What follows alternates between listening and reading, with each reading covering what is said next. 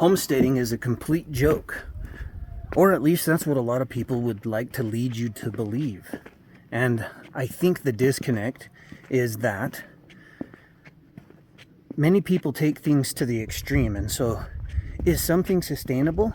Well, a lot of people imagine that in order to be sustainable, you have to create an entire ecosystem, and therefore 100%, it's like you live in a globe, and 100% of everything has to come from where you're at. There's no input whatsoever, and that's just not really feasible in most situations. But can you move closer and closer to sustainability? Absolutely. When I first moved off grid out here, it was just dirt. I had 2 IBC totes, which made me able to store 600 gallons of water and harvest none.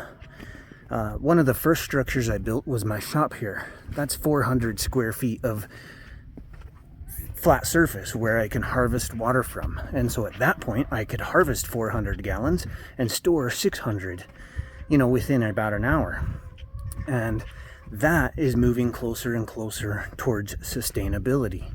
Today, I can harvest about 12,000 gallons of rainwater, and the surface area I have is huge because I've put to use my entire driveway here. So when it's only rained a little bit so far, and there's already thousands of gallons in that pond over there. And if you've followed along, if it rains for real hard for an hour, that thing will fill up. So that is more sustainable than the day I showed up.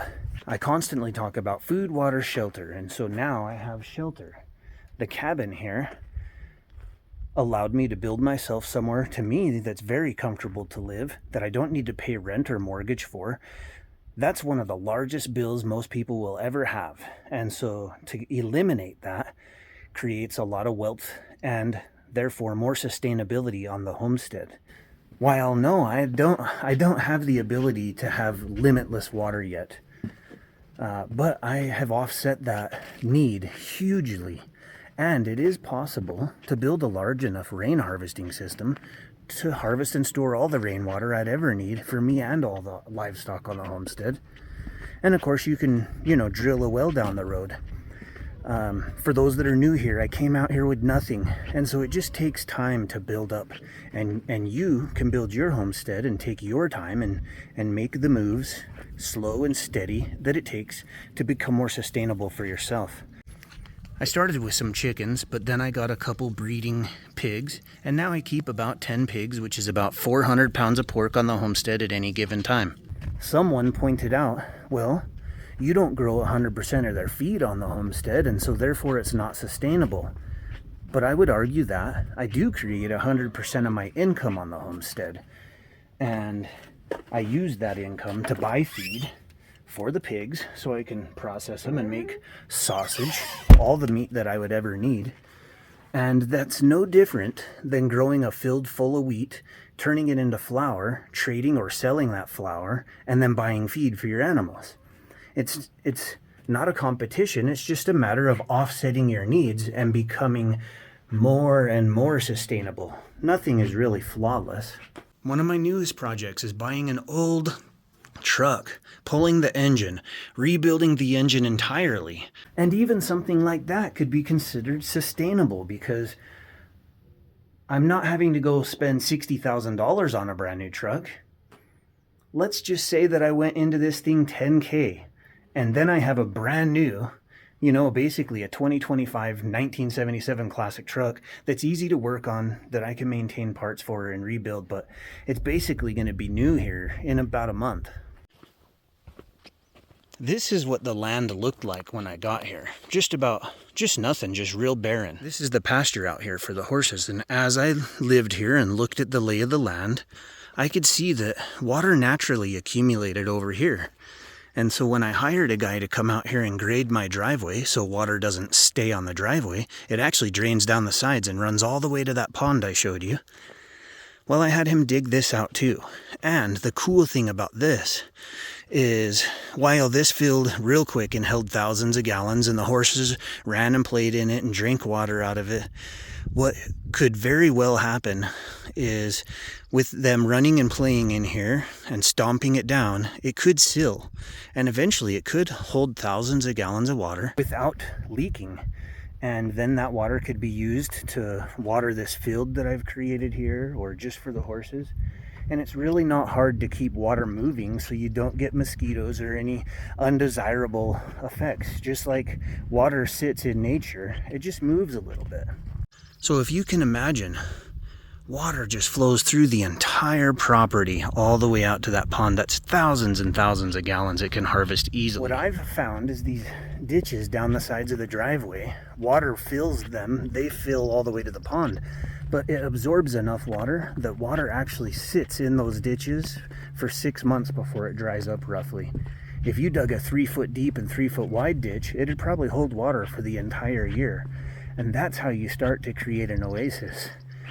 But don't confuse what I'm saying. You know, it takes a long time to green the desert or to build up an oasis. The horses create a massive amount of manure that I can harvest and store and break down and create my own soil.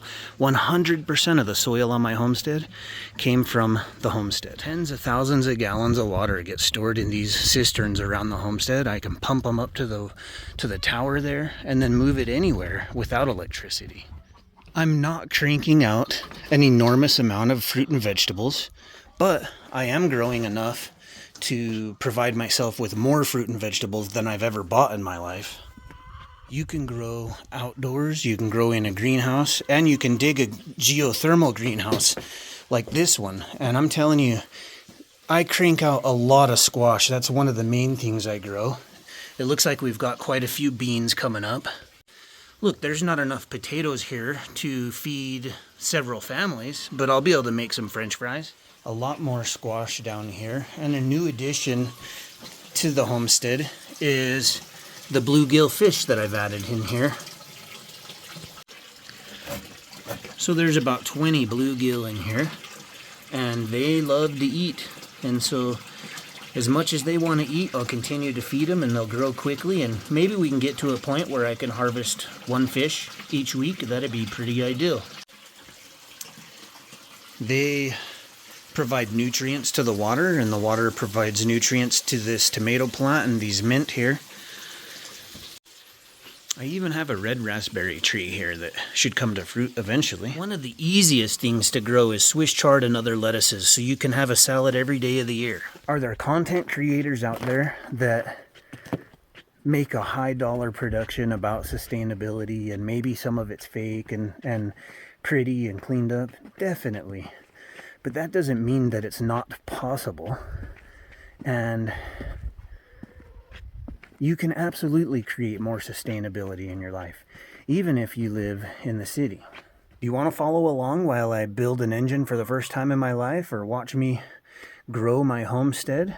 You can subscribe or check out my website. I sell red tea, blue tea, green tea, corn flour, black power tonic. I got ebooks and courses, and I even do video consultations if you want to check that out.